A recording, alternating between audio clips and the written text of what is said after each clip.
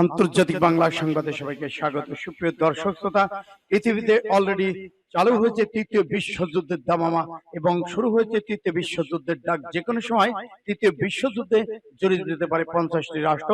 জানিয়ে দেব আমাদের হাতে থাকা সর্বশেষ আন্তর্জাতিক আপডেট বাংলা সংবাদ। শুরুতেই থাকছে সংবাদ শিরোনাম, এরপর জানাবো বিস্তারিত। ইসরায়েলি বসতি স্থাপনকারীদের উপর যুক্তরাজ্যের নিষেধাজ্ঞা। আরো থাকছে ইউরেনিয়াম সমৃদ্ধকরণ নিয়ে কড়া বার্তা দিল খামেনি।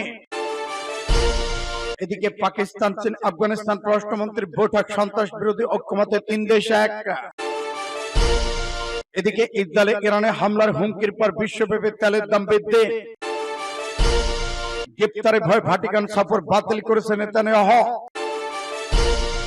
ইরানের পারমাণবিক স্থাপনাগুলোতে হামলা চালাতে পারে ইরান।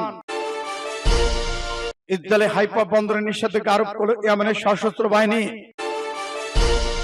এবং সর্বশেষে জানিয়ে দেব, ইরাকে ইসরায়েলি মোসাদের সদর দপ্তর ধ্বংস করল ইরান। এতক্ষণ শুনছিলেন সংবাদ শিরোনাম, এখন বিস্তারিত। তবে অনুরোধ থাকবে এই ভিডিওটিতে একটি লাইক দিন এবং কমেন্টস করে জানিয়ে দিন আপনি কোন জেলা থেকে বা কোথা থেকে আমাদের সাথে যুক্ত রয়েছেন। ইরান ইসরায়েল যুদ্ধের আপডেট ভয়ঙ্কর বাংলা সংবাদ হাতে পেতে চ্যানেলটি সাবস্ক্রাইব করুন, আমাদের সঙ্গেই থাকুন। ধন্যবাদ। ইসরায়েলি বসতি স্থাপনকারীদের উপর যুক্তরাজ্যের নিষেধাজ্ঞা। পশ্চিম তীরে কয়েকটি ইসরায়েলি বসতি স্থাপন করে সেটেলার এবং সংশ্লিষ্ট গোষ্ঠীর উপর নিষেধাজ্ঞা আরোপ করেছে যুক্তরাজ্য। গাজায় নতুন সামরিক অভিযান বন্ধ না করায় ইসরায়েলের সঙ্গে যুক্ত বাণিজ্য চুক্তি বিষয়ক আলোচনা স্থগিত করেছে লন্ডন। প্রায় 3 মাস যাবৎ গাজায় ত্রাণ সরবরাহ অবরোধ আরোপ করে রেখেছে ইসরায়েল। ফলে দক্ষিণে আশঙ্কা দেখা দিয়েছে উপত্যকাটিতে এ নিয়ে আন্তর্জাতিক চাপ বেড়েছে তেল আবিবের উপর। দীর্ঘদিন মিত্র যুক্তরাষ্ট্রের এই পরিস্থিতি নিয়ে উদ্বেগ প্রকাশ করেছেন। এদিকে যুক্তরাষ্ট্রের পররাষ্ট্রমন্ত্রী ডেভিড ল্যামি বলেছেন, গাজা এবং ইসরায়েলের অধিকৃত পশ্চিম তীরে ইসরায়েলের সরকার যে ভয়াবহ নীতি অনুসরণ করেছে তাতে সরকারের সঙ্গে বিদ্যমান বাণিজ্য চুক্তি উন্নীত করার আলোচ্য আমরা চালিয়ে যেতে পারি না। তিনি আর বলেছেন, ইতিহাস একদিন তাদের বিচার করবে। প্রাণ আটকে রাখা, যুদ্ধ বিধ্বস্ত করা, বন্ধু মিত্রদের উদ্বেগ অপেক্ষা করা, এসব অমার্জনীয়। এই পরিস্থিতি বন্ধ করতে হইবে। ইউরেনিয়াম সমৃদ্ধকরণ নিয়ে করা বার্তা খামেনির। ইউরেনিয়াম সমৃদ্ধ করতে নিষেধ করায় যুক্তরাষ্ট্রকে করা সমালোচনা করেছেন ইরান। দেশটির সর্বোচ্চ নেতা আয়াতুল্লাহ আলী খামেনি বলেছেন, পরমাণু কর্মসূচি বাস্তবায়নে ইউরেনিয়াম সমৃদ্ধ করার ক্ষেত্রে আমরা অন্যের অনুমতি অপেক্ষা করছি না। কেউ এ ব্যাপারে নিষেধাজ্ঞা দিল কিনা তা পরোয়া করি না। গতকাল মঙ্গলবার এক বক্তব্যে তিনি এসব কথা বলেন। মেহের নিউজ এজেন্সির বরাতে আল জাজিরা জানায়, যুক্তরাষ্ট্র ইরানের মধ্যে আলোচনা শেষ পর্যন্ত ফল বই আনবে কিনা তা নিঃসন্দেহান তেহরান। এপ্রিলের মাঝামাঝি থেকে ওয়াশিংটন তেহরানের মধ্যে 4 দফা আলোচনা চলমান রয়েছে। আলোচনায় মধ্যস্থতা করছে ওমান। আলোচনার লক্ষ্য হলো যুক্তরাষ্ট্র নিষেধাজ্ঞা প্রত্যাহার করবে, বিনিময়ে ইরান এবং পারমাণবিক কর্মসূচি সীমিত করবে। এ ধরনের অভিযোগ ট্রাম্প প্রশাসন তেহরানকে দাবি মেনে নিতে চাপ সৃষ্টি করেছে। এই পরিস্থিতিতে 5ম দফা আলোচনায় অনিশ্চয়তার মুখে পড়েছে ইটালির রোমে। এই আলোচনা চলতি সপ্তাহের শেষের দিকে অনুষ্ঠিত হওয়ার কথা রয়েছে। এদিকে মার্কিন প্রেসিডেন্ট ডোনাল্ড ট্রাম্প প্রথম মেয়াদে ক্ষমতায় বসার পর তেহরানের সঙ্গে 2015 সালে করা চুক্তি থেকে সরে দাঁড়ানোর ঘোষণা দিয়েছে।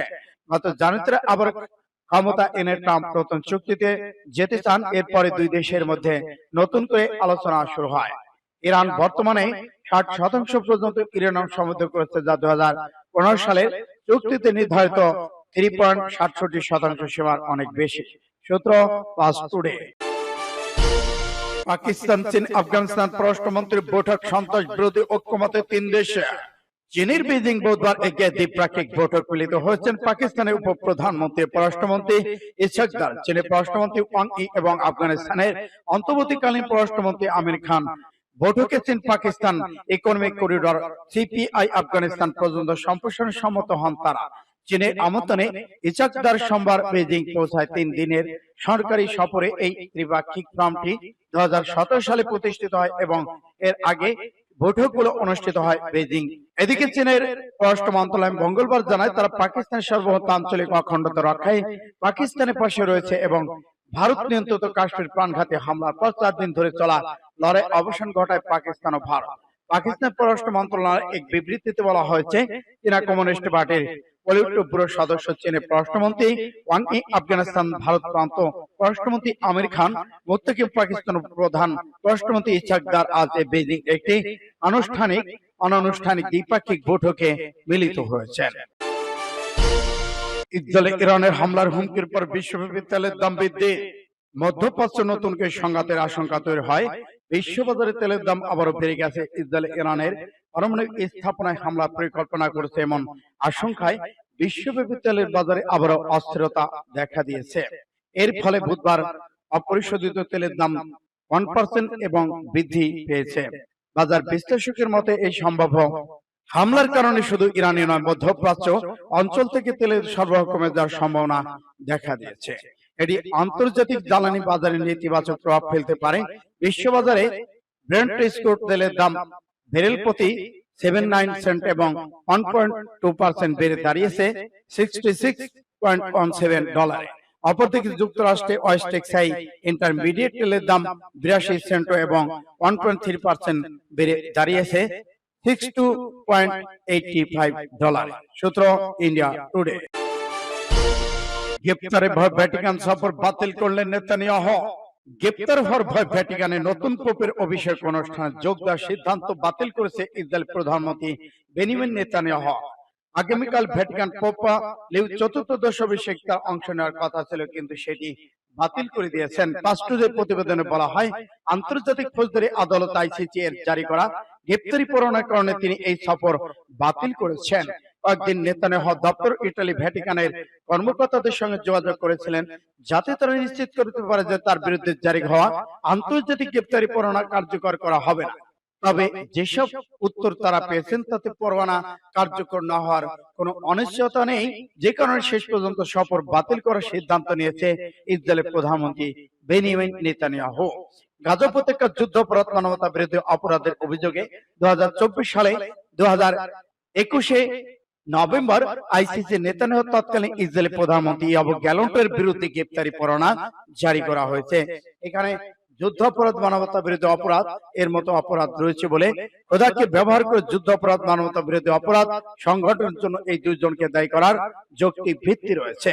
আদালতে আর বলা হয়েছে, দুজনের প্রত্যেকের অন্যদের সাথে মিলে যৌথভাবে সহ-অপরাধী হিসেবে নিম্নলিখিত অপরাধের জন্য ফৌজদারি দায়বদ্ধতা রয়েছে। যুদ্ধে পদ্ধতি হিসেবে খোদার ব্যবহার এবং হত্যা, নিপীড়ন, অন্যান্য অমানবিক কাজের মাধ্যমে মানবতা বিরোধী অপরাধ সংঘটিত হয়। সূত্র MAR। ইসরায়েলে হাইফা বন্দরে নিষেধাজ্ঞা আরোপ করল ইয়েমেনের সশস্ত্র বাহিনী। ফিলিস্তিনে ইহুদিবাদী ইসরায়েলে আগ্রাসন এবং গাজা উপত্যকার উপর অব্যাহত অপরাধের জবাবে ইয়েমেনি সশস্ত্র বাহিনী হাইফা বন্দরের নতুন নিষেধাজ্ঞা জারি করেছেন। গতকাল ইয়েমেনি সশস্ত্র বাহিনী এক বিবৃতিতে বলেছেন, গাজা ইসরায়েল অব্যাহত অবরোধ, ফিলিস্তিন জনগণের উপর দুর্ভিক্ষ চাপিয়ে দেওয়া এবং ইসরায়েলের আগ্রাসন বন্ধে অস্বীকৃতি প্রতিক্রিয়া হিসেবে এই সিদ্ধান্ত নেওয়া হয়েছে। বিবৃতিতে আল্লাহর উপর ভরসা করে ইয়েমেনি সশস্ত্র বাহিনী তাদের নেতৃত্বের নির্দেশনা অনুযায়ী হাইফা বন্দরে নৌ অবরোধ কার্যকর করতে শুরু করার সিদ্ধান্ত গ্রহণ করেছেন। এসব কোম্পানি জাহাজ বর্তমানে হাইফা বন্দরে আছে এবং সেখানে যাওয়ার পথে তাদের জানানো হচ্ছে যে এই বন্দর থেকে লক্ষ্যবস্তু তালিকা অন্তর্ভুক্ত তারা যেন এই বিবৃতি বিষয়টি পরবর্তী কোন ঘোষণা বিবেচনায় না নেয়।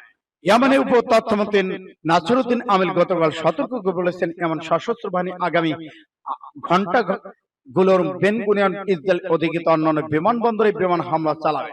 গাজায় ইসরায়েলি গণহত্যার তীব্রতা বৃদ্ধি, এ থেকে ইয়েমেনের কৌশলগত সামুদ্রিক পথে অবরোধ জারি করেছে, যাতে ইসরায়েলের সামরিক সরবরাহ বন্ধ এবং আন্তর্জাতিক সম্প্রদায় গাজার মানবিক সংকট মোকাবেলায় পদক্ষেপ নেয়। সূত্র পাস্টুডে MAR। ইসরায়েলে হাইফা বন্দরে নিষেধাজ্ঞা আরোপ করল ইয়েমেনের সশস্ত্র বাহিনী। ফিলিস্তিনে ইহুদিবাদী ইসরায়েলে আগ্রাসন এবং গাজা উপত্যকার উপর অব্যাহত অপরাধের জবাবে ইয়েমেনি সশস্ত্র বাহিনী হাইফা বন্দরের নতুন নিষেধাজ্ঞা জারি করেছেন। গতকাল ইয়েমেনি সশস্ত্র বাহিনী এক বিবৃতিতে বলেছেন, গাজা ইসরায়েল অব্যাহত অবরোধ, ফিলিস্তিন জনগণের উপর দুর্ভিক্ষ চাপিয়ে দেওয়া এবং ইসরায়েলের আগ্রাসন বন্ধে অস্বীকৃতি প্রতিক্রিয়া হিসেবে এই সিদ্ধান্ত নেওয়া হয়েছে। বিবৃতিতে আল্লাহর উপর ভরসা করে ইয়েমেনি সশস্ত্র বাহিনী তাদের নেতৃত্বের নির্দেশনা অনুযায়ী হাইফা বন্দরে নৌ অবরোধ কার্যকর করতে শুরু করার সিদ্ধান্ত গ্রহণ করেছেন।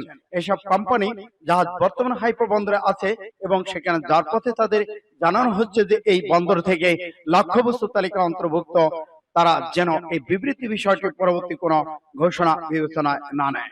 ইয়েমেনের উপ তথ্যমন্ত্রী নাসিরুদ্দিন আমিল গতকাল সতর্ক করে বলেছেন, এমন সশস্ত্র বাহিনী আগামী ঘন্টা গুলোর বেন গুনিয়ন ইসরায়েল অধিকৃত অন্যান্য বিমানবন্দরে বিমান হামলা চালাবে। গাজায় ইসরায়েলি গণহত্যার তীব্রতা বৃদ্ধি, এ থেকে ইয়েমেনের কৌশলগত সামুদ্রিক পথে অবরোধ জারি করেছে যাতে ইসরায়েলের সামরিক সরবরাহ বন্ধ এবং আন্তর্জাতিক সম্প্রদায় গাজার মানবিক সংকট মোকাবেলায় পদক্ষেপ নেয়। সূত্র পাস্টুরে MAR। ইরাকে মোসাদের সদর দপ্তর ধ্বংস করল ইরান। ইরাকে ইসরায়েলি গুপ্তচর সংস্থা মোসাদের সদর দপ্তর সময় ক্ষেপণাস্ত্র হামলা চালিয়েছে ইরানের ইসলামী রেভলিউশনারি গার্ড কর্পস RGC। এতে অন্তত 4 জন নিহত হয়েছেন। ইরাকের কুর্দিস্তান রাজধানী ইরবিলে আমেরিকান কনসুলেটের কাছে একটি আবাসিক এলাকায় হামলাটি হয়। একই সময় সিরিয়ার বেশ কয়েকটি সন্ত্রাসী লক্ষ্যবস্তুতেও আঘাত এনেছে ইরান। তথ্যসূত্র AFP, রয়টার্স। IRGCর এক বিবৃতিতে বলেছে, ইরাকের কুর্দিস্তানের রাজধানী ইরবিলে হামলা চালিয়ে একটি গুপ্তচর সদর দপ্তর ইরান বিরোধী সন্ত্রাসী গোষ্ঠীর ঘাঁটি ধ্বংস করা হয়েছে। এসব হামলায় 4 জন নিহত এবং 6 জন আহত হয়েছেন বলে নিশ্চিত করেছেন ইরাকের কুর্দিস্তান নিরাপত্তা কাউন্সিলর। RGC বলেছে, জায়গাটি এই অঞ্চল গুপ্তচর সন্ত্রাসী কর্মকাণ্ডের পরিকল্পনা কেন্দ্র হিসেবে ব্যবহার করা হয়েছিল। ইসরায়েলি গুপ্তচর মোসাদ ইরান সংযুক্ত গোষ্ঠীগুলো প্রতিরোধের অক্ষ এর উপর সাম্প্রতিক হামলা প্রতিক্রিয়া হিসেবে পদক্ষেপ নেওয়া হয়েছে বলে জানিয়েছে IRGC।